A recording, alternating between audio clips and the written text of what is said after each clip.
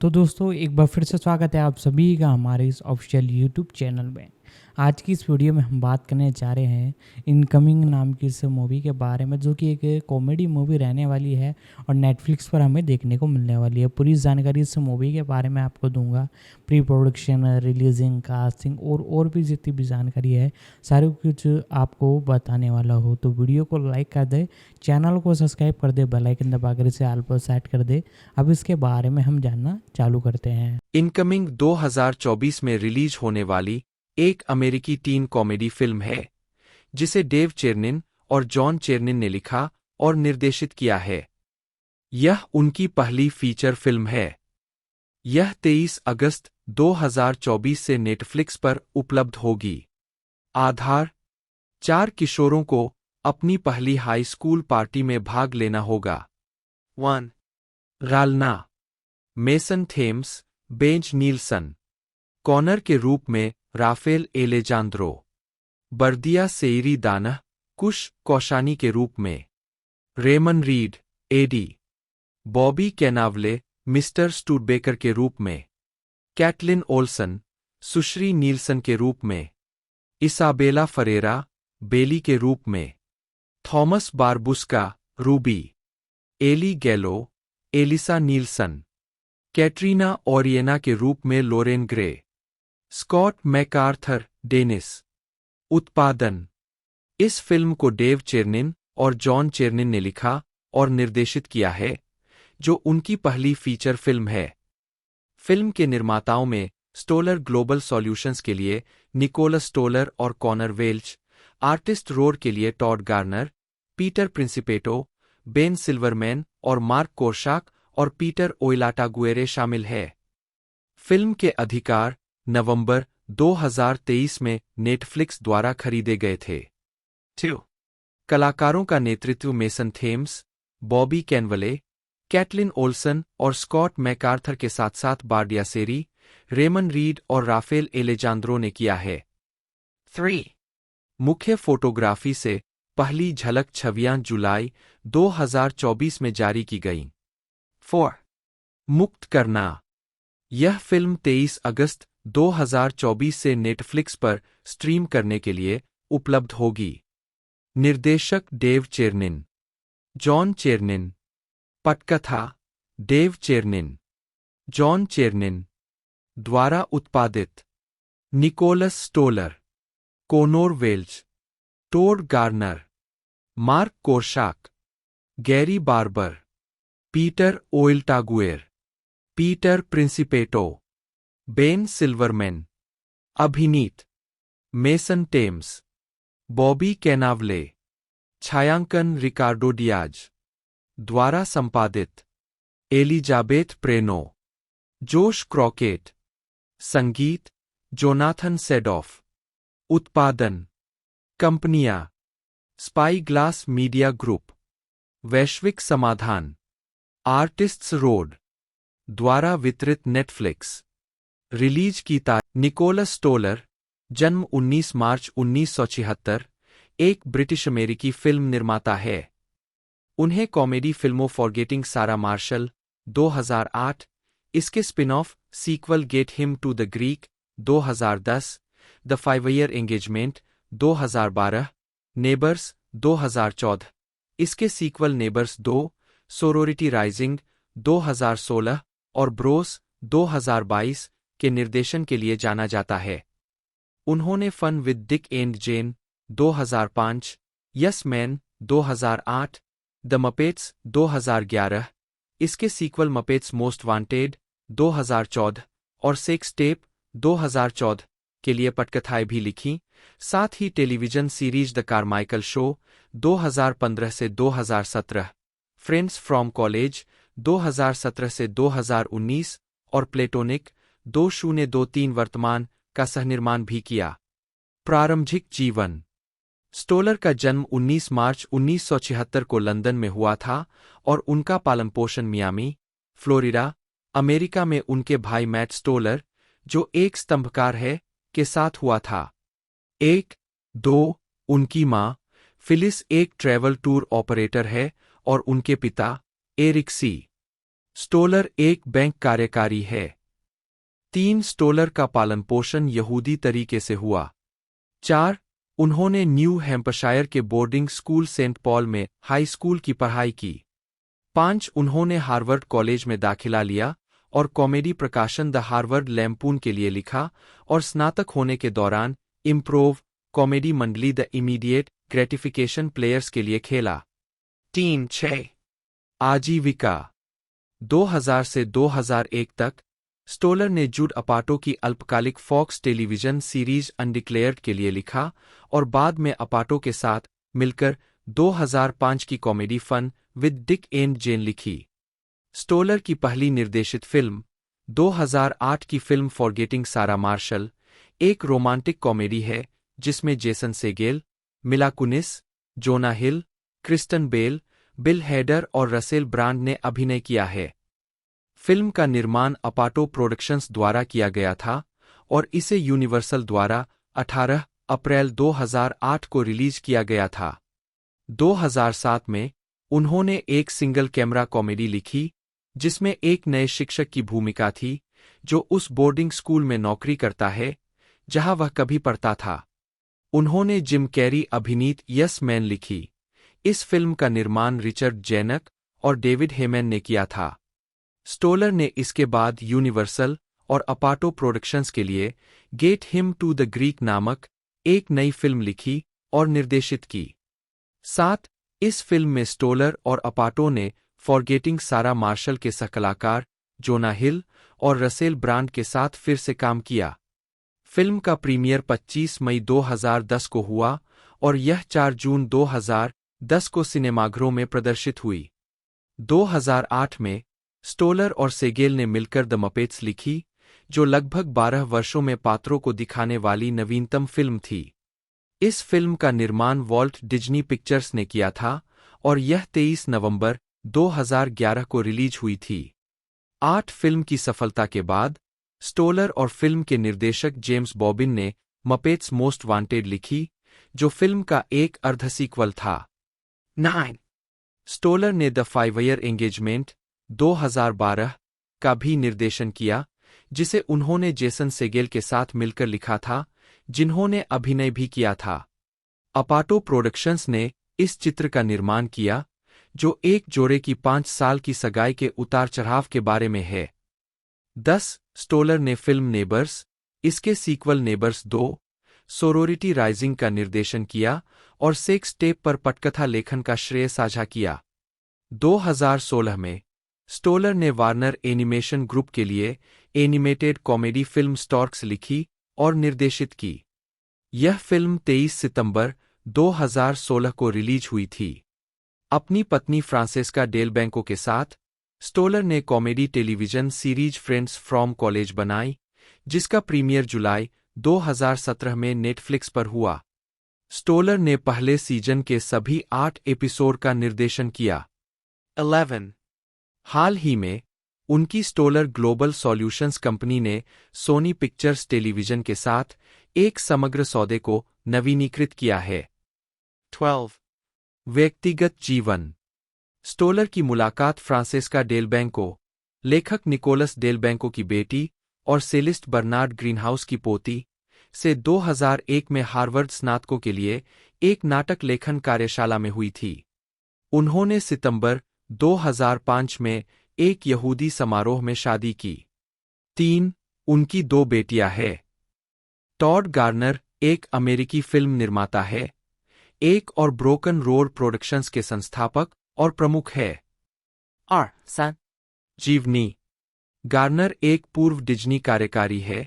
4 और पहले डिज्नी में प्रोडक्शन के सहाध्यक्ष थे। 5 गार्नर द्वारा निर्मित अन्य फिल्में हैं anger management 2003, 13 going on 30 2004, triple x 2002। Garner ने 2016 में कवर्ट मीडिया के साथ मिलकर साल में 2 से 4 फिल्में बनाईं। 2005 में गार्नर ने अपनी production company broken road productions की स्थापना की और 2018 में पैरामाउंट के साथ एक फर्स्ट लुक डील साइन की। 6 गार्नर वर्तमान में the producers guide, Todd Garner and Hollywood's elite की मेजबानी करते हैं। 7. जो फिल्म व्यवसाय पर गहराई से नजर डालता है और आज की दुनिया में निर्माता बनने के लिए क्या करना पड़ता है। पा गार्नर ने Paul Blart, mall cop, here comes the boom, zookeeper 9 और पॉल ब्लार्ट, मॉल कॉप 2 फिल्मों का निर्माण किया, जिनमें से सभी में केविन जेम्स ने अभिनय किया। साथ ही horror film the possession of Hannah Grace और scouts guide to the zombie apocalypse का भी निर्माण किया। उद्धरण आवश्यक। गार्नर ने 2022 में नेटफ्लिक्स के लिए निर्माता Rebel Wilson, Timothy M. Bourne और क्रिस बेंडर के साथ मिलकर सीनियर ईयर का निर्माण किया। गैरी बार्बर, जन्म 1957, दक्षिण अफ्रीकी मूल के अमेरिकी फिल्म निर्माता है। बार्बर मेट्रो-गोल्डविन-मेयर के अध्यक्ष और सीईओ थे। वह स्पाईग्लास एंटरटेनमेंट के सहसंस्थापक भी है। जीवनी। बार्बर का जन्म दक्षिण अफ्रीका के जोहान्सबर्ग में एक यहूदी परिवार में हुआ था। 4 उन्होंने जोहान्सबर्ग में किंग डेविड स्कूल, लिंक्सफील्ड में शिक्षा प्राप्त की। इसके बाद उन्होंने जोहान्सबर्ग में ही विटवाटरसैंड विश्वविद्यालय से अकाउंटिंग की डिग्री प्राप्त की। 5 बाद में उन्होंने प्राइस वाटरहाउस के साथ दक्षिण अफ्रीका और संयुक्त राज्य अमेरिका में चार्टर्ड अकाउंटेंट और सर्टिफाइड पब्लिक अकाउंटेंट के रूप में काम किया। 1982 में उन्होंने इलिनोइस में अर्लिंगटन मिलियन हॉर्स रेस की यात्रा जीती। 5 उसी वर्ष वह संयुक्त राज्य अमेरिका चले गए, जहां उनके भाई सेसिल 1979 से रह रहे थे। 1980 के दशक के मध्य में बार्बर एक अमेरिकी नागरिक बन गए। 1998 में उन्होंने और रोजर बिर्नबाम ने लॉस एंजिल्स में स्पाईग्लास एंटरटेनमेंट की स्थापना की। एक निर्माता के रूप में उनकी सबसे अधिक कमाई करने वाली फिल्म द टूरिस्ट 2010 थी, जिसने दुनिया भर के बॉक्स ऑफिस पर लगभग 280 मिलियन अमेरिकी डॉलर की कमाई की। 6 दिसंबर 2010 में बार्बर मेट्रो-गोल्डविन-मेयर (एमजीएम) के मुख्य कार्यकारी अधिकारी बने। उनके नेतृत्व में एमजीएम ने ईन प्रोडक्शंस और सोनी पिक्चर्स के साथ मिलकर सफल जेम्स बॉन्ड फिल्म स्काईफॉल को वित्तपोषित किया, जिसने US $1.1 बिलियन की कमाई की। इसके बाद एमजीएम ने the hobbit, N unexpected journey 2012, 21 jump street 2012 और हैसेल एंड ग्रेटेल, विच हंटर्स 2013 को भी वित्तपोषित किया। इसके बाद एमजीएम ने रोबोकॉप और पोल्टरजिस्ट के रीमेक के साथ आगे बढ़े। 8 मार्च 2018 में बार्बर को एमजीएम से बाहर कर दिया गया, जो स्टूडियो के साथ उनके अनुबंध को 2022 तक नवीनीकृत करने के 5 महीने बाद आया। उन्हें $260 मिलियन का समझौता प्राप्त हुआ। 9 बार्बर की 3 बेटियां हैं और वह लॉस एंजिल्स में रहती है। 5 घुड़दौड़। बार्बर एक थोरब्रेड रेसहॉर्स के मालिक भी है।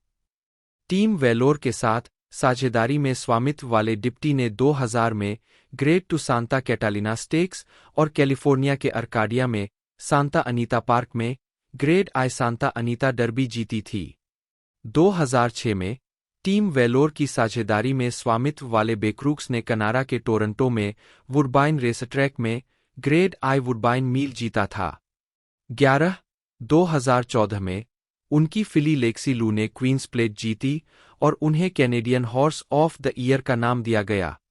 12 उनके घोड़े वॉर ऑफ विल ने 2019 प्रीकनेस स्टेक्स जीता। फिल्मोग्राफी। कार्यकारी निर्माता midnight crossing 1988, communion 1989, howling V the rebirth 1990, young guns 2 1990, Pacific Heights 1990, Robin Hood prince of thieves 1991, Freejack 1992, white sands 1992, stay tuned 1992, the crush 1993, सच्चा romance 1993, Ace Ventura, pet detective 1994, major league 2 1994, chasers 1994, jury द्वारा परीक्षण 1994, काल्पनिक अपराध 1994, silent fall 1994, Ace Ventura, when nature calls 1995, to if by sea 1996, big bully 1996, Diabolique 1996, bad moon 1996, wild America 1997, गुप्त 1998, major league, back to the minors 1998, गलत तरीके से आरोपित 1998, the king and I 1999, विश्वास बनाए रखना 2000, Shanghai Noon 2000, unbreakable 2000, out cold 2001, criminology 101 2003, Bruce almighty 2003, सीबिस्किट 2003, one love 2003, the range 2004, सप्ताहांत 2004, the legend of जोरो 2005, एक गीशा के संस्मरण 2005, 8 below 2006, stay alive 2006, stick it 2006, welcome home Roscoe Jenkins 2008, खंडेहेर 2008, the happening 2008, the love guru 2008, wanted 2008, ghost town 2008, GI Joe, the rise of Cobra 2009, Invictus 2009, dinner for schmucks 2010, no strings attached 2011, Footloose 2011, GI Joe, प्रतिशोध 2013, glass 2019, cheek 2022, Hellraiser 2022, scream 6 2023, the boys in the boat 2023, Spy Kids, Armageddon, Arling Arsan, निर्माता the count of Monte Cristo 2002, dragon fly 2002, आग का राज 2002, त्याग 2002, the recruit 2003, Shanghai nights 2003, Connie और Carla 2004, Mister 3000 2004, the pacifier 2005, the hitchhiker guide to the galaxy 2005, the lookout 2007, the invisible 2007, Evan Almighty 2007, underdog 2007, balls of fury 2007, 27 dresses 2008, flash of genius 2008, 4 Christmas 2008, leap वर्ष 2010, the tourist 2010, the vow 2012, RoboCop 2014, बिना श्रेय, Benjamin नोआ Silverman, जन्म 15 अगस्त 1970, एक अमेरिकी media कार्यकारी है। वे मनोरंजन उत्पादन कंपनी प्रोपेगेट के सह-सीईओ और अध्यक्ष है। 1. 2007 से 2009 तक सिल्वरमैन ने एनबीसी एंटरटेनमेंट और यूनिवर्सल मीडिया स्टूडियो के सहाध्यक्ष के रूप में काम किया। 2. वह the office, Jane the virgin, ugly Betty, Marco Polo, the Tudors और द बिगेस्ट लूजर जैसे शो के एमी और गोल्डन ग्लोब विजेता कार्यकारी निर्माता भी है। सिल्वरमैन ने CW के प्रशंसित नो टुमारो और एप्पल के पहले reality television show planet of the apps का भी निर्माण किया। 10 जुलाई 2014 को the Banff world media festival ने सिल्वरमैन को डिजिटल इनोवेशन में उत्कृष्टता के पुरस्कार से सम्मानित किया। 2016 की चौथी तिमाही तक सिल्वरमैन की सबसे हाल ही में रिलीज हुई feature film hands of stone, जिसमें Edgar Ramirez, Robert De Niro और अशर। जीवन और कैरियर। सिल्वरमैन का जन्म मैसाचुसेट्स के पिट्सफील्ड में हुआ था। उनका पालन पोषण मैनहट्टन में एक सुधारवादी यहूदी परिवार में हुआ, जहां उन्होंने रोडेफ शोलोम स्कूल में पढ़ाई की। 4, 5, 6 सिल्वरमैन 1992 में टफ्ट्स विश्वविद्यालय से मैग्ना कम लाउड स्नातक है, जहां उन्होंने इतिहास में पढ़ाई की और थीटा ची बिरादरी के एप्सिलॉन थीटा अध्याय से संबंधित थे। उनकी मां मैरी डेलसन सिल्वरमैन एक अभिनेत्री और प्रोग्रामिंग कार्यकारी थीं, जिनके करियर में Disney channel, BBC, USA network, lifetime television और कोर्ट टीवी में रोजगार शामिल था। 7, 8 उनके पिता स्टेनली सिल्वरमैन एक संगीतकार व्यवस्थापक है। 9 उन्होंने वार्नर ब्रदर्स में ग्रीष्मकालीन इंटर्नशिप की और 1993 में कॉलेज के बाद सीबीएस में काम किया और फिर न्यू वर्ल्ड एंटरटेनमेंट में ब्रैंडन टार्टिकॉफ के लिए काम किया। 4 उन्होंने 1995 में विलियम मॉरिस एजेंसी के लिए काम करना शुरू किया। सिल्वरमैन अंतर्राष्ट्रीय पैकेजिंग डिवीजन के प्रभारी थे, जहां वे कंपनी के सबसे कम उम्र के डिवीजन हेड थे, जिन्होंने 25 से अधिक टेलीविजन श्रृंखलाओं की पैकेजिंग की, जिनमें who wants to be a millionaire, weakest link, big brother और क्वीर एज फोक शामिल है। 10 उन्होंने 2002 तक विलियम मॉरिस एजेंसी के लिए काम किया, जब उन्होंने रेवेले की स्थापना की। 11 2007 में सिल्वरमैन को मीडिया और मनोरंजन के क्षेत्र में उनके असाधारण काम के लिए टफ्ट्स यूनिवर्सिटी से पीटी बार्नम पुरस्कार मिला। सिल्वरमैन कई परोपकारी प्रयासों से जुड़े हैं, जिसमें सीड्स ऑफ पीस भी शामिल है, जो एक ऐसा समूह है जो प्रतिकूल संस्कृतियों के युवाओं के बीच शांति को बढ़ावा देने में मदद करता है। इसके अलावा सिल्वरमैन सीडर सिनाई अस्पताल के गवर्नर बोर्ड में बैठते हैं। सिल्वरमैन बेस्ट बरीज के निदेशक मंडल में भी काम करते हैं, जो एक गैरलाभकारी संगठन है जो मार्गदर्शन और एकीकृत रोजगार प्रदान करके बौद्धिक विकलांग लोगों के जीवन को बेहतर बनाने के लिए समर्पित है। 12 2008 में सिल्वरमैन को रोज डियोर समारोह में आजीवन उपलब्धि के लिए मानद गुलाब मिला।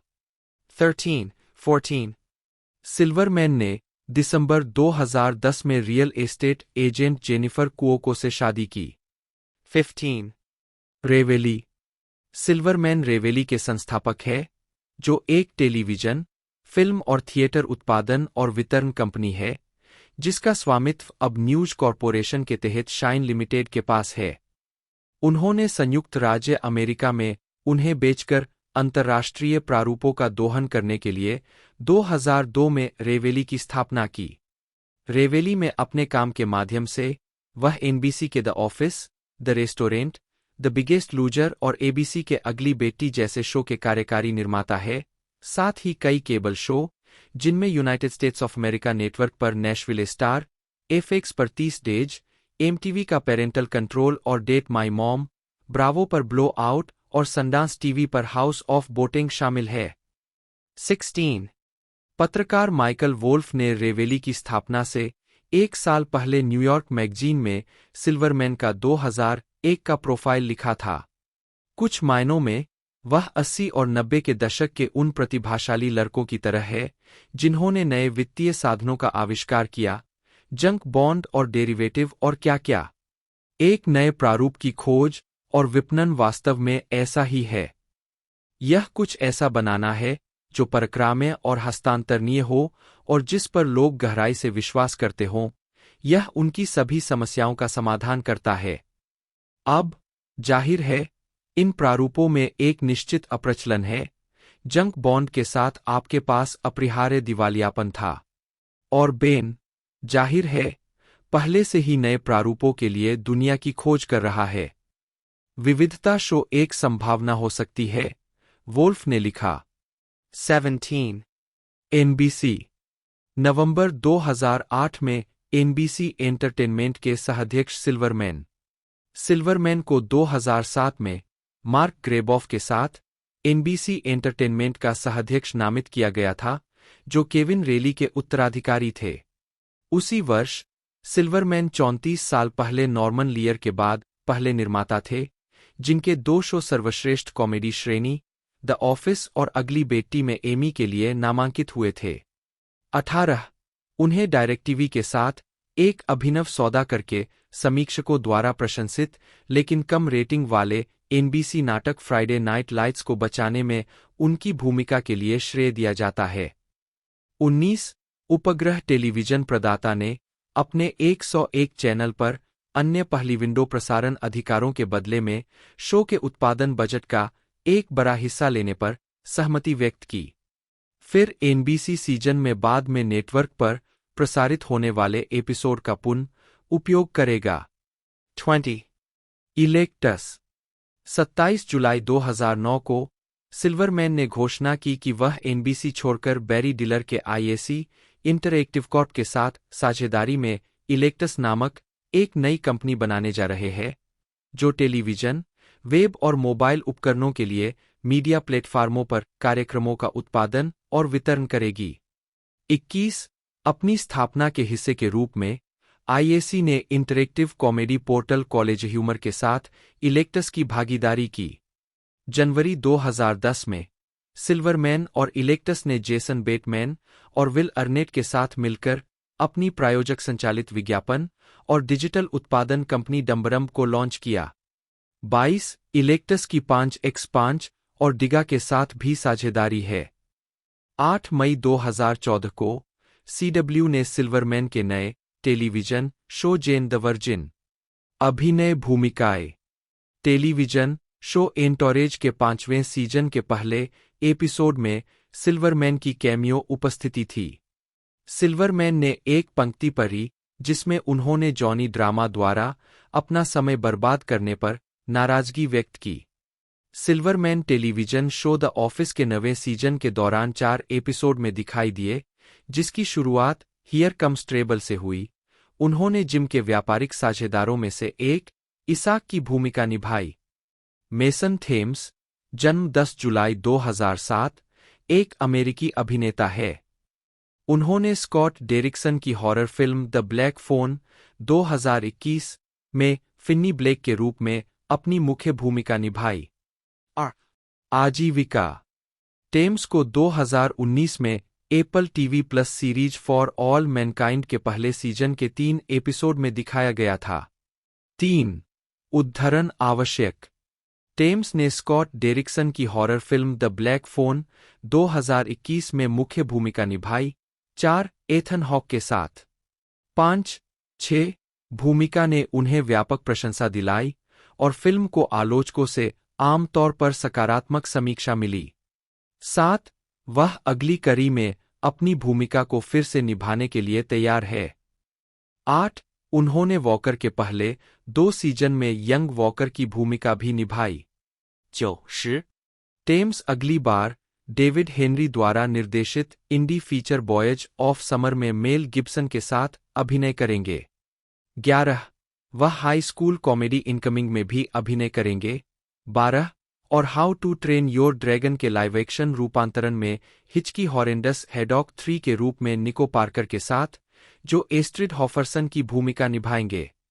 2012 और 2013 में उन्होंने शोटाइम के नर्स जैकी के 4थे और 5वें सीजन में अतिथि भूमिका निभाई, जिसके लिए उन्हें 2012 और 2013 में कॉमेडी सीरीज में उत्कृष्ट अतिथि अभिनेता के लिए प्राइम टाइम एमी अवार्ड के लिए 2 बार फिर से नामांकित किया गया। 19 साथ ही एचबीओ के बोर्डवॉक एम्पायर के कलाकारों में शामिल होकर तीसरे सीजन में मनोरोगी सिसिली गैंगस्टर जिप रोसेटी को चित्रित किया।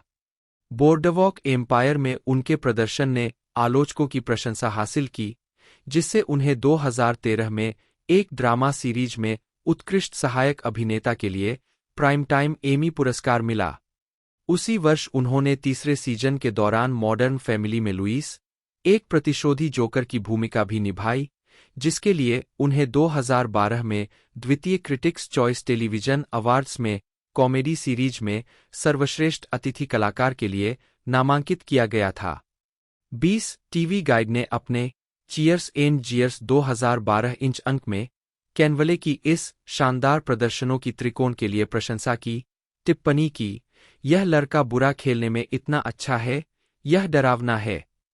21 उन्होंने रोजर एबर्ट 2015 से कैनवले प्लेइंग ऑन एयर के लिए वॉइस ओवर के काम में शामिल रहे हैं, जो एक गैरलाभकारी संगठन है जो शीर्ष नाटककारों द्वारा लिखे गए और उत्कृष्ट अभिनेताओं द्वारा प्रस्तुत किए गए लघु नाटकों, सार्वजनिक रेडियो और पॉडकास्ट के लिए रिकॉर्ड करता है। 22 उन्होंने 3 लघु नाटकों में अभिनय किया है, जिनमें डेविड लिंडसे बेयर द्वारा क्रेजी 8, रोजी पेरेज और जॉन लेगुइजामो सह कलाकार, डेविड इवेस द्वारा मेर मॉर्टल्स और डेविड ऑबर्न द्वारा 2 डेड्स शामिल है। 23、24、25。जनवरी 2020 में कैनवले अपने वास्तविक जीवन के साथी रोज बायर्न के साथ साइमन स्टोन द्वारा लिखित और निर्देशित नाटक मीडिया में दिखाई दिए। 26, 27। 2021 में कैनवले ने निकोल किडमैन के नेतृत्व वाली Hulu miniseries 9 perfect strangers, Liane Moriarty के इसी नाम के उपन्यास पर आधारित में टोनी हॉकबर्न की भूमिका निभाई, जिसमें Melissa McCarthy, Michael Shannon, Luke Evans, Samara Weaving और एशर केडी भी थे। 28, 29। 2022 में कैनवले को 2022 नेटफ्लिक्स सीरीज द वॉचर में डीन ब्रैडॉक का किरदार निभाते हुए देखा गया था। व्यक्तिगत जीवन 1994 से 2003 तक 30 कैनवले की शादी अभिनेत्री पटकथा लेखिका जेनी लुमेट से हुई थी, निर्देशक सिडनी लुमेट की बेटी और कलाकार लीना हॉर्न की पोती, जिनके साथ उनका एक बेटा है।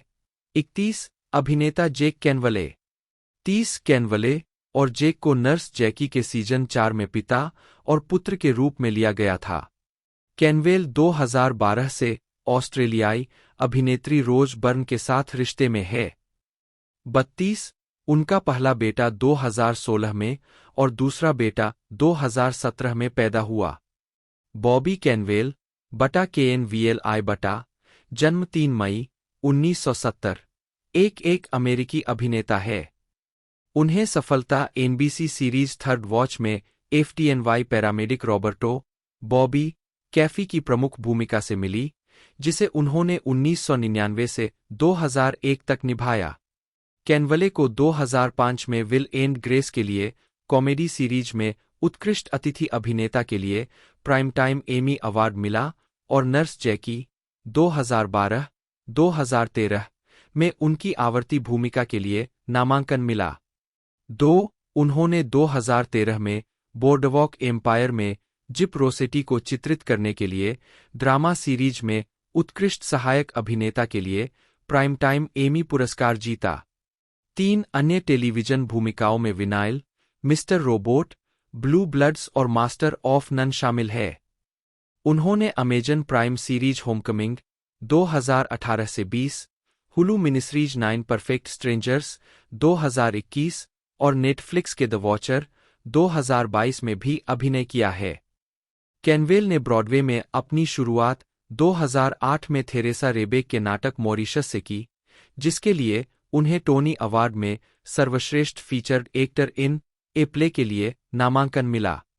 2011 में उन्होंने स्टीफन एडली गुर्गिस के कॉमेडी नाटक the motherfucker with the hat में अभिनय किया, जिसके लिए उन्हें टोनी अवार्ड में सर्वश्रेष्ठ एक्टर इन ए प्ले के लिए नामांकन मिला।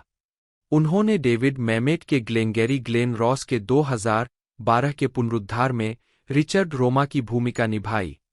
कैनवले ने नाटकीय फिल्मों the station agent 2003, win win 2011, blue jasmine 2013, I, Tonya 2017, motherless Brooklyn 2019, the Irishman 2019 और ब्लोंड 2022 में अभिनय किया है। वह Paul Blart, mall cop 2009, the other guys 2010, Annie 2014, spy 2015 और Jumanji welcome to the jungle 2017 जैसी कॉमेडी फिल्मों में भी काम कर चुके हैं। उन्होंने एंटमैन 2015 और एंटमैन एंड द वास्प 2018 में जिम पैक्सटन की भूमिका निभाकर मार्वल सिनेमैटिक यूनिवर्स MCU में प्रवेश किया। उन्होंने animated Netflix series BoJack horseman और बिग माउथ के लिए आवर्ती भूमिकाओं को आवाज दी है। प्रारंभिक जीवन। कैनवले का जन्म 3 मई 1970 को यूनियन सिटी, न्यू जर्सी में हुआ था, जहां वे इसाबेल और साल्वाटोर साल कैनवले के बेटे के रूप में बड़े हुए। उनके पिता इतालवी मूल के हैं, जबकि उनकी मां क्यूबा की है और 1960 में अमेरिका चली गईं। 5-6 उनका लालन पालन कैथोलिक परिवार में हुआ और उन्होंने सेंट माइकल कैथोलिक स्कूल में पढ़ाई की, जहां उन्होंने कई पाठ्येतर गतिविधियों में भाग लिया, जिसमें वेदी का लड़का और कोरस का सदस्य होना शामिल है। 7.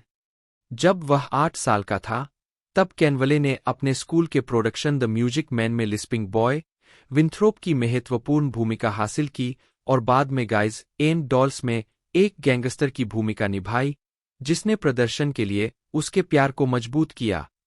जब कैनवले 13 साल का था, तब उसके माता पिता का तलाक हो गया और उसकी मां परिवार को प्यूर्टो रिको ले गई। अमेरिकी क्षेत्र में 2 साल रहने के बाद वे फ्लोरिडा के मार्गेट में बस गए। 1983 से 1986 तक कैनवले ने कोकोनट क्रीक हाई स्कूल में पढ़ाई की। 8-9 लेकिन अपने वरिष्ठ वर्ष के दौरान उसे कटअप होने के कारण निष्कासित कर दिया गया। 5 फिर वह अपनी दादी के साथ रहने के लिए न्यू जर्सी लौट आया, ताकि अपना अभिनय करियर शुरू करने के लिए न्यूयॉर्क के करीब रह सके। आजीविका। कैनवले ने अपने अभिनय करियर की शुरुआत थिएटर से की थी, बिना किसी अभिनय प्रशिक्षण के, और नाइट फॉल्स ऑन मैनहट्टन 1997 और द बोन कलेक्टर 1999 में शुरुआती फिल्म भूमिकाएं प्राप्त की। कैनवले तब प्रसिद्ध हुए जब उन्होंने थर्ड वॉच में 2 सीजन के लिए बॉबी कैफी के रूप में अभिनय किया। इसके बाद 2001 में उन्होंने 100 सेंटर स्ट्रीट में एलन आर्किन के साथ अभिनय किया, जिसे उनके तत्कालीन ससुर सिडनी ल्यूमेट ने लिखा और निर्देशित किया था। 2002 में वह अंतिम 5 एपिसोड के लिए एली मैकबिल के कलाकारों में शामिल हुए, लेकिन फिर शो रद्द कर दिया गया। इसके बाद उन्होंने मिनी सीरीज किंगपिन में यांसी एरियस और शेरिल ली के साथ अभिनय किया। 2003 में कैनावले ओज के अंतिम 2 एपिसोड में संक्षिप्त रूप से दिखाई दिए। वह फिल्म द स्टेशन एजेंट में एक ऐसे व्यक्ति के रूप में भी दिखाई दिए जो समाज से हटाए गए एक छोटे व्यक्ति से दोस्ती करता है। 2004 से 2006 तक उन्होंने विल एंड ग्रेस में विंस डिएंजेलो के रूप में एक आवर्ती अतिथि भूमिका निभाई, जो विल ट्रूमैन, एरिक मैककॉर्मैक का प्रेमी और अंतःपति था।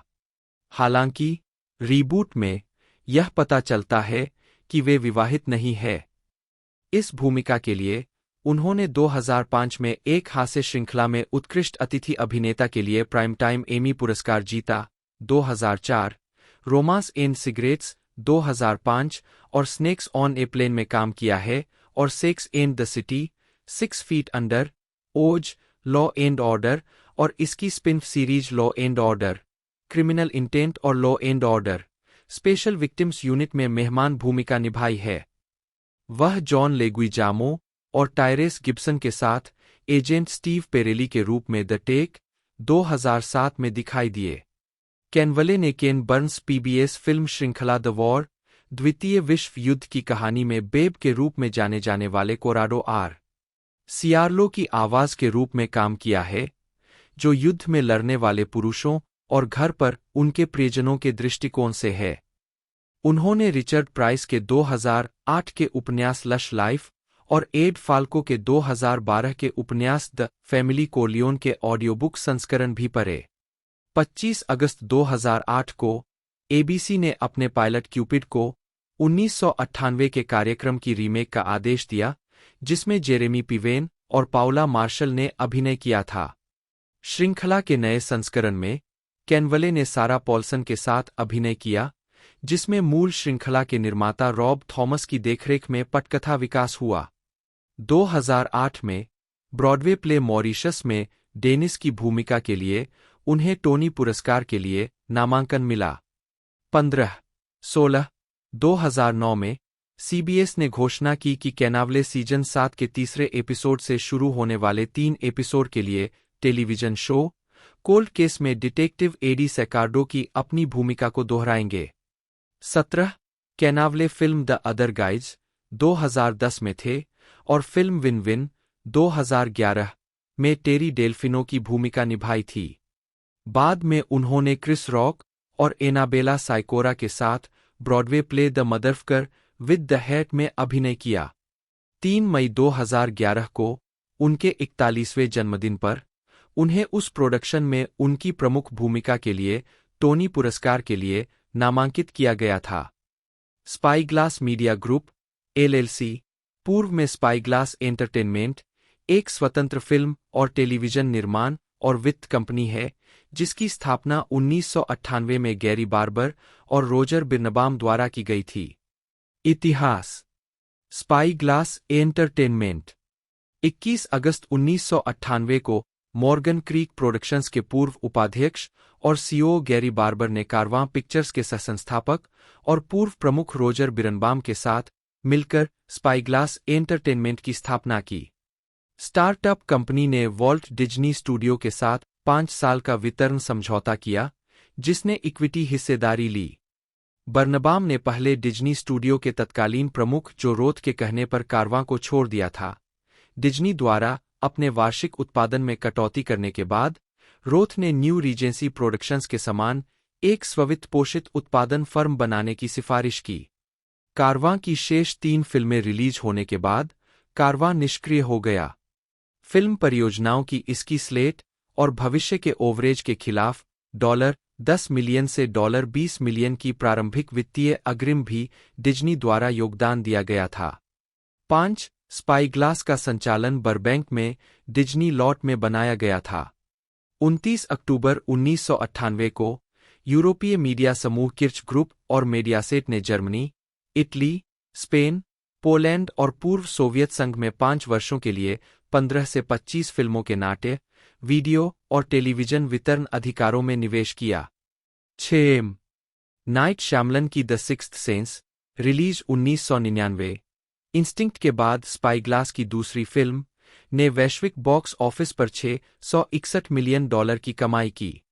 23 मई 2000 तक डिज्नी ने स्कैंडिनेविया के स्वेंस्क फिल्म इंडस्ट्री और पुर्तगाल के लुसोमुंडो के साथ स्पाईग्लास में 10% इक्विटी हिस्सेदारी ले ली।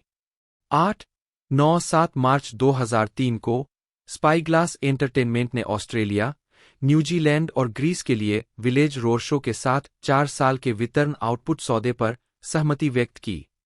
6 अगस्त 2002 को स्पाईग्लास एंटरटेनमेंट ने एक टेलीविजन डिवीजन शुरू किया और यह छोटे स्क्रीन प्रोजेक्ट पर केंद्रित था। इसकी एक परियोजना अल्पकालिक श्रृंखला चमत्कार थी। 11 उसी वर्ष इसने छोटे स्वतंत्र वितरक इंटरमीडिया के साथ विलय करने का प्रयास किया, लेकिन यह विफल रहा।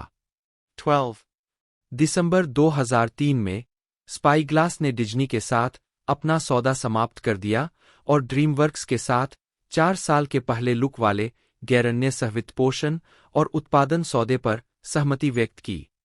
यह सौदा कभी अंतिम रूप नहीं ले पाया और रिश्ता ठीक से काम नहीं कर रहा था। इस प्रकार 23 सितंबर 2003 को स्पाईग्लास ने इसके बजाय सोनी पिक्चर्स के साथ एक समान सौदा किया। स्पाईग्लास सोनी लॉट में नहीं गया, बल्कि लॉस एंजिल्स के वेस्टवुड में मर्डोक प्लाजा में चला गया। 25 मार्च 2010 तक स्पाईग्लास को सेरबेरस कैपिटल मैनेजमेंट द्वारा अधिग्रहित कर लिया गया। 20 दिसंबर 2010 को गैरी बार्बर और Roger Birnbaum Metro Goldwyn Mayer (MGM) की होल्डिंग कंपनी के सहाध्यक्ष और सीईओ बन गए, जो उस समय हाल ही में दिवालियापन से उभरी थी। मूल योजना में स्पाईग्लास लाइब्रेरी को MGM में जोड़ा जाना था, लेकिन बाद में इसे योजना से हटा दिया गया। 14 स्पाईग्लास मीडिया ग्रुप 13 मार्च 2019 को बार्बर और लालटेन एंटरटेनमेंट ने कंपनी को स्पाईग्लास मीडिया ग्रुप के रूप में पुनर्जीवित किया, जिसमें ईगल पिक्चर्स और सिनेवर्ल्ड को निवेशकों के रूप में लाया गया। लालटेन ने बहुमत निवेश किया और अपनी फिल्म लाइब्रेरी और मीरामैक्स फिल्म सीक्वल के अधिकार भी स्पाईग्लास को हस्तांतरित कर दिए। बार्बर के पास स्पाईग्लास ट्रेडमार्क और पुरानी स्पाईग्लास लाइब्रेरी के सीक्वल और रीमेक अधिकार है, जिसका योगदान उन्होंने दिया है। कंपनी सभी प्लेटफॉर्म के लिए सामग्री का उत्पादन करने की योजना बना रही है।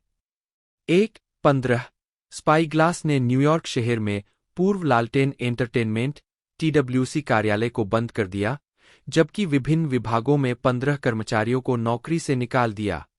16 1 अप्रैल 2019 को मीरामैक्स के टेलीविजन के अध्यक्ष लॉरेन व्हिटनी ने स्पाईग्लास के लिए भी यही पद संभाला। 2 डेमियन मारिन ने MGM से बार्बर का अनुसरण करते हुए 3 सितंबर 2019 को स्पाईग्लास के विश्वव्यापी वितरण और अधिग्रहण के अध्यक्ष नियुक्त किए गए। 3 16 अप्रैल 2019 को वार्नर ब्रदर्स ने स्पाईग्लास में इक्विटी हिस्सेदारी खरीदी, जिसने स्टूडियो के साथ फर्स्ट लुक डील पर हस्ताक्षर किए। 17 स्पाईग्लास 1 अगस्त 2019 को मीरामैक्स के हिस्से की संभावित खरीद में शामिल था, लेकिन 2 सप्ताह में ही बाहर हो गया। 18-19 स्पाईग्लास की पहली ग्रीन लाइट फिल्म इसके पुनरुद्धार के बाद से 6 मई 2019 को घोषित हेलराइजर फ्रेंचाइजी का पुनरुद्धार है। 20 नवंबर 2019 में कंपनी द्वारा स्टीफन किंग की द इंस्टीट्यूट पुस्तक के अधिकार जीतने के साथ जैक बेंडर और डेविड ई केली को पुस्तक को मिनी सीरीज के रूप में विकसित करने और निर्माण करने के लिए जोड़ा गया। इसके अलावा बेंडर को स्पाईग्लास द्वारा टेलीविजन फर्स्ट लुक डील के लिए साइन किया गया था। 21 MGM के फिजिकल प्रोडक्शन के अध्यक्ष पीटर ओइलाटागुएरे को स्पाईग्लास मीडिया ग्रुप के प्रोडक्शन का अध्यक्ष नियुक्त किया गया, जो बार्बर को रिपोर्ट करेंगे। उन्होंने सितंबर 2023 में अमेजन MGM स्टूडियो के लिए पद छोड़ दिया। 22 28 अक्टूबर 2020 को स्पाईग्लास ने प्रोपेगेट कंटेंट, आर्टिस्ट फर्स्ट और ऑफरोड प्रोडक्शंस के साथ मिलकर एक नया कॉमेडी संयुक्त उद्यम आर्टिस्ट रोड बनाया, और यह मध्यबजट वाली व्यावसायिक कॉमेडी फिल्मों के वित्तपोषण और निर्माण पर ध्यान केंद्रित करता है। 23 15 जुलाई 2021 को लायंसगेट ने द वीनस्टीन कंपनी की फिल्म लाइब्रेरी से $191.4 मिलियन में 200 फिल्में खरीदीं, जो तब तक स्पाईग्लास के स्वामित्व में थीं, जिसमें लायंसगेट को स्पाईग्लास में 18.9% इक्विटी हिस्सेदारी मिली और स्पाईग्लास को लायंसगेट टेलीविजन के साथ फर्स्ट लुक टीवी डील मिली। 24 नवंबर 2023 में स्पाईग्लास ने मेलिसा बेरेरा को आगामी सीक्वल स्क्रीम 7 में उनकी मुख्य भूमिका से निकाल दिया, क्योंकि उन्होंने फिलिस्तीन के समर्थन में इजराइल हमास युद्ध के दौरान सोशल मीडिया पोस्ट किए थे, जिसे स्पाईग्लास ने यहूदी विरोधी माना था। 25-26 विदेशी वितरक village road show, Australia, New Zealand और ग्रीस 2003 से 2007, canal plus, France, Benelux, Sweden और पोलैंड पे टीवी, सोगे केबल, स्पेनिश पे केबल, तोहोतोवा जापानी नाट्य, पोनी कैनियन, जापानी घरेलू वीडियो 27, लुसोमुंडो, पुर्तगाल, मंच, Israel, SF studio, Scandinavia, Sterkinekor, दक्षिण अफ्रीका। 4 जून 1999 बुएना विस्टा चित्र डिज्नी लेबल टचस्टोन पिक्चर्स के माध्यम से release, Barbara Boyle, Michael Taylor productions के साथ सहनिर्माण, पहली फिल्म $80 मिलियन, $34.1 मिलियन। छठी इंद्रिय 6 अगस्त 1999 डिज्नी लेबल हॉलीवुड पिक्चर्स के माध्यम से release, the Kennedy, Marshall company और बैरी मेंडल प्रोडक्शंस के साथ सहनिर्माण $40 मिलियन, $672.8 मिलियन। भेदिया 5 नवंबर 1999 डिज्नी लेबल टचस्टोन पिक्चर्स के माध्यम से रिलीज, फॉरवर्ड पास और एरिक रोथ प्रोडक्शंस के साथ सहनिर्माण $68 मिलियन, $60.2 मिलियन। -2000 शीर्षक रिलीज की तारीख वितरक नोट्स बजट कुल मंगल मिशन 10 मार्च 2000 बुएना विस्टा चित्र डिज्नी लेबल टचस्टोन पिक्चर्स के माध्यम से रिलीज। जैकबसन कंपनी के साथ सहनिर्माण $100 मिलियन, $111 मिलियन। विश्वास बरकरार रखना 14 अप्रैल 2000 डिज्नी लेबल टचस्टोन पिक्चर्स के माध्यम से रिलीज। बिरनबाम बटा Barber productions, coach company, Blumberg बटा नॉर्टन प्रोडक्शंस और ट्रिपल थ्रेट टैलेंट के साथ सहनिर्माण $29 मिलियन, $59.9 मिलियन। शंघाई नून 26 मई 2000 डिज्नी लेबल टचस्टोन पिक्चर्स द्वारा रिलीज। बिरनबाम बटा बार्बर प्रोडक्शंस और जैकी चैन फिल्म्स लिमिटेड के साथ सहनिर्माण $55 मिलियन, $100.5 मिलियन। बेहोश 21 नवंबर 2001 डिज्नी लेबल टचस्टोन पिक्चर्स के माध्यम से रिलीज। बिरनबाम बटा बार्बर प्रोडक्शंस और द डोनर्स कंपनी के साथ सहनिर्माण $24 मिलियन, $14.8 मिलियन। प्रतिशोध 25 जनवरी 2002 डिज्नी लेबल टचस्टोन पिक्चर्स के माध्यम से रिलीज। बिरनबाम बटा बार्बर प्रोडक्शंस के साथ सहनिर्माण $35 मिलियन, $75.4 मिलियन। ड्रैगनफ्लाई 22 फरवरी 2002 universal pictures grand via productions और शेडी एकर्स एंटरटेनमेंट के साथ सहनिर्माण। बुएना विस्टा इंटरनेशनल के माध्यम से अंतर्राष्ट्रीय वितरण $60 मिलियन, $52.3 मिलियन। आग का राज 12 जुलाई 2002 बुएना विस्टा चित्र डिज्नी लेबल टचस्टोन पिक्चर्स के माध्यम से रिलीज। बिरनबाम बटा बार्बर प्रोडक्शंस और द जैनक कंपनी के साथ सहनिर्माण $60 मिलियन, $82.2 मिलियन। छोड़ देना 18 अक्टूबर 2002 श्रेष्ठ तस्वीर लिंडा ऑब्स्ट प्रोडक्शंस के साथ सहनिर्माण। ब्यूना विस्टा इंटरनेशनल के माध्यम से अंतर्राष्ट्रीय वितरण $25 मिलियन, $12.3 मिलियन। भर्ती 31 जनवरी 2003 बुएना विस्टा चित्र डिज्नी लेबल टचस्टोन पिक्चर्स के माध्यम से रिलीज। बिरनबाम बटा बार्बर प्रोडक्शंस और एप्सिलॉन मोशन पिक्चर्स के साथ सहनिर्माण $46 मिलियन, $101.2 मिलियन। शंघाई नाइट्स 7 फरवरी 2003 डिज्नी लेबल टचस्टोन पिक्चर्स द्वारा रिलीज। बिरनबाम बटा बार्बर प्रोडक्शंस और जैकी चैन फिल्म्स लिमिटेड के साथ सहनिर्माण $50 मिलियन, $88.3 मिलियन। ब्रूश अलमाइटी 23 मई 2003 universal pictures shady acres entertainment और पिटबुल प्रोडक्शंस के साथ सहनिर्माण। बुएना विस्टा इंटरनेशनल के माध्यम से अंतर्राष्ट्रीय वितरण $81 मिलियन, $484.6 मिलियन। सीबिस्किट 25 जुलाई 2003 DreamWorks pictures, the Kennedy Marshall company और लार्जर देन लाइफ प्रोडक्शंस के साथ सहनिर्माण। ब्यूना विस्टा इंटरनेशनल के माध्यम से अंतर्राष्ट्रीय वितरण $87 मिलियन, $148.3 मिलियन।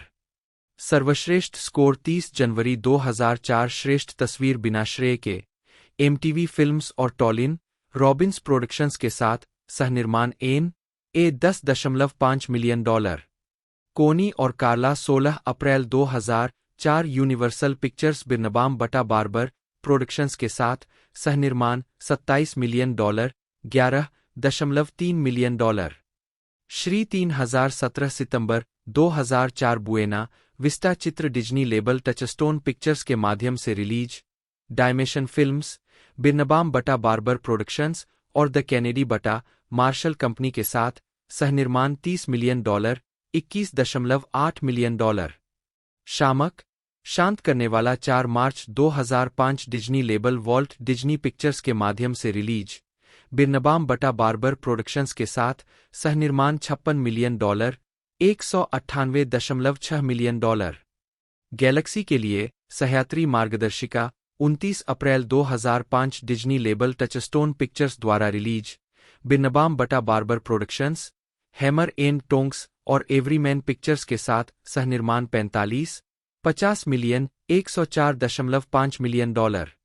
जोरो की किंवदंती 28 अक्टूबर 2005 Sony Pictures release. Sony label Columbia Pictures द्वारा रिलीज। एम्बलिन एंटरटेनमेंट और पार्क्स बटा मैकडोनाल्ड प्रोडक्शंस के साथ सहनिर्माण $65 मिलियन, $142.4 मिलियन। एक गीशा के संस्मरण 9 दिसंबर 2005 सोनी लेबल कोलंबिया पिक्चर्स के माध्यम से release, DreamWorks Pictures, Amblin Entertainment और रेड वैग ऑन एंटरटेनमेंट के साथ सहनिर्माण $85 मिलियन, $162.2 मिलियन। नीचे 8-17 फरवरी 2006 बुएना विस्टा चित्र Disney label Walt Disney pictures के माध्यम से रिलीज, मैंडेविल फिल्म्स और द कैनेडी मार्शल कंपनी के साथ सहनिर्माण $40 मिलियन, $120.5 मिलियन। जिंदा रहना 24 मार्च 2006 डिज्नी लेबल हॉलीवुड पिक्चर्स के माध्यम से release, Endgame entertainment, Wonderland sound and vision और बिरनबाम बटा बार्बर प्रोडक्शंस के साथ सहनिर्माण, यूनिवर्सल पिक्चर्स के माध्यम से अंतर्राष्ट्रीय वितरण $20 मिलियन, $27.1 मिलियन।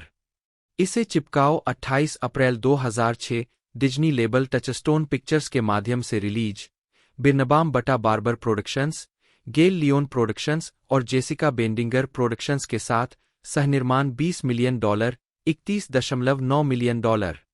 द लुकआउट 30 मार्च 2007 डिज्नी लेबल मीरामैक्स फिल्म्स के माध्यम से release, Lawrence Mark productions, Parkes MacDonald productions और बिरनबाम बटा बार्बर प्रोडक्शंस के साथ सहनिर्माण $16 मिलियन, $5.4 मिलियन।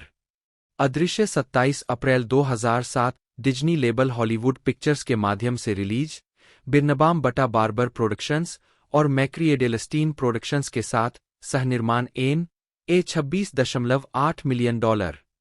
सर्वशक्तिमान इवान 22 जून 2007 universal pictures relativity media original film, shady acres entertainment और बिरनबाम बटा बार्बर प्रोडक्शंस के साथ सहनिर्माण $175 million, $173.4 million.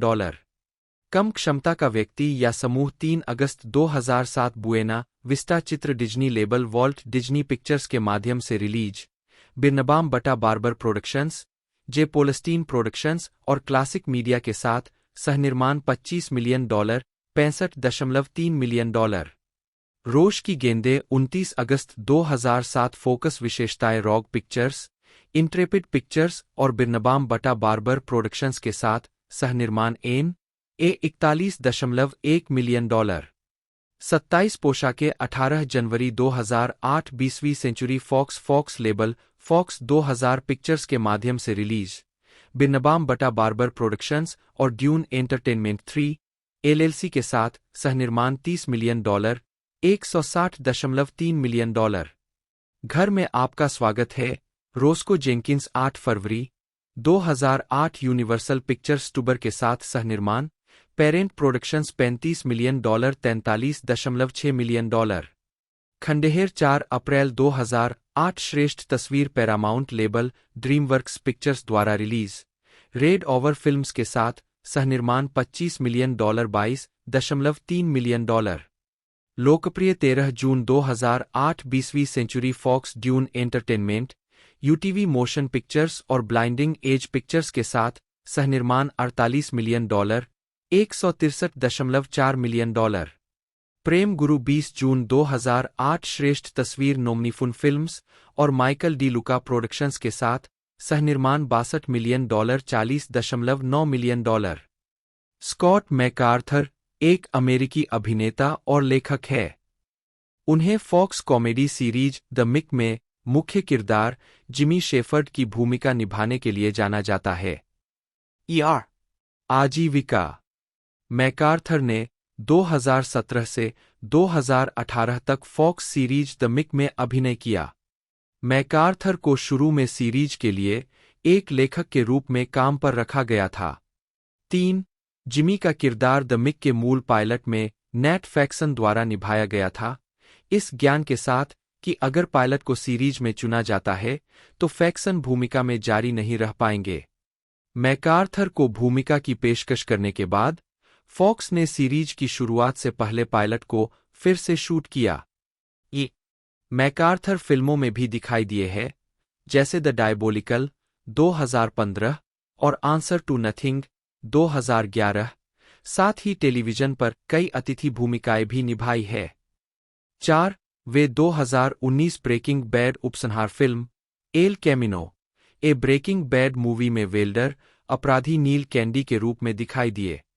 5 MacArthur the righteous gemstones में स्कॉटी द डेविल के रूप में एक आवर्ती भूमिका में दिखाई दिए, जो एक मूर्ख स्टंटमैन था जो जबरन वसूली करने वाला बन गया।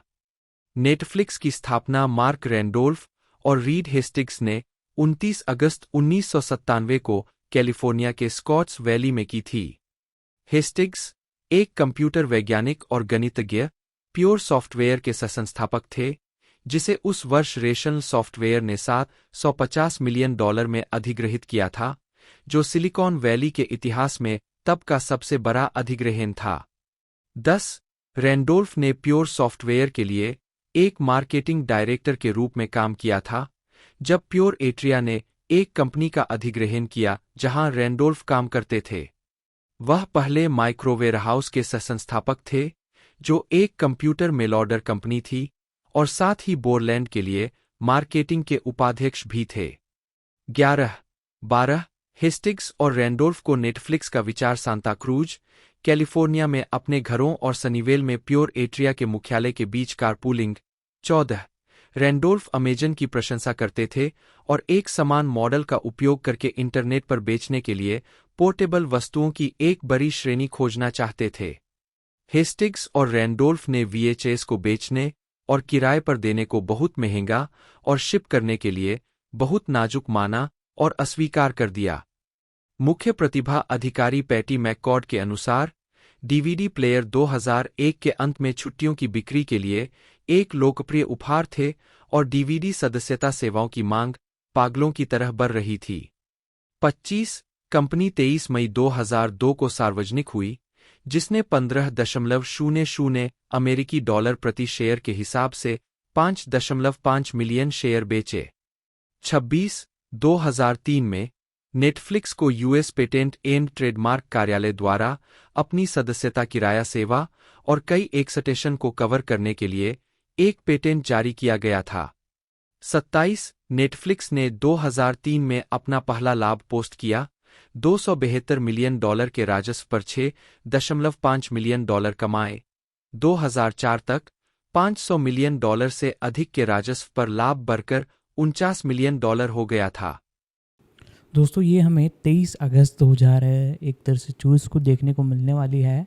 91 मिनट टोटल इसकी लेंथ रहने वाली है। साथ ही साथ इसे यूनाइटेड स्टेट में बनाया गया है, तो इसकी जो मेन बेस जो लैंग्वेज है वो इंग्लिश रहने वाली है, यानी कि हमें ये इंडिया के अंदर हिंदी में भी देखने को मिलने वाली है। बाकी मेन बेस लैंग्वेज इसकी इंग्लिश है। बाकी दोस्तों सारी कुछ जानकारी मैंने इस मूवी के बारे में आपको बता दी है। आज की वीडियो यदि आपको अच्छी लगती है तो वीडियो को लाइक कीजिएगा। आज की इस वीडियो में इतना ही, मिलते हैं अगले वीडियो में।